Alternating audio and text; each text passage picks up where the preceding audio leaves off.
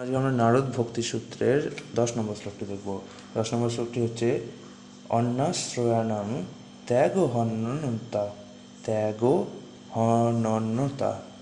অর্থাৎ ভগবানের প্রতি অনন্যভাবে আত্মোৎসর্গ করার অর্থ হচ্ছে ভগবান ব্যতীত আর অন্য সমস্ত আশ্রয় পরিত্যাগ করা।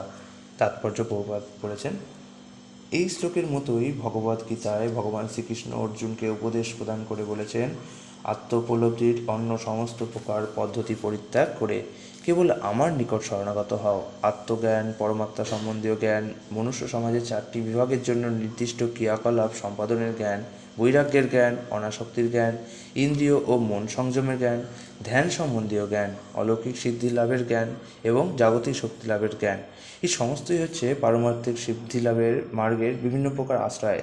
কিন্তু ভগবদ্গীতায় ভগবানের অন্তিম উপদেশ হচ্ছে, আমাদের উচিত এই সমস্ত বিষয় পরিত্যাগ করে আমরা যেন প্রেমময়ী ভগবৎ সেবা গ্রহণ করি। এইরূপ শরণাগতি আমাদেরকে সমস্ত প্রকার পাপের প্রতিক্রিয়া থেকে রক্ষা করবে। অন্যভাবে বলা যায়, পরমেশ্বর ভগবান শ্রীকৃষ্ণের প্রতি প্রত্যক্ষ আসক্তি অর্জন করা এবং তার দিব্য সেবায় নিয়োজিত হওয়াই হচ্ছে পারমার্থিক জীবনের সর্বোচ্চ ভিত্তি। এটাই নারদ মুনি আমাদের বলেছে যে অন্যান্যশ্রয়াণাং অর্থাৎ অন্য আশ্রয় ত্যাগ ও অনন্যতা, ত্যাগ করা, অনন্যতা উচিত। আগামীকাল আমরা দেখব 11তম সূত্র। হরে কৃষ্ণ।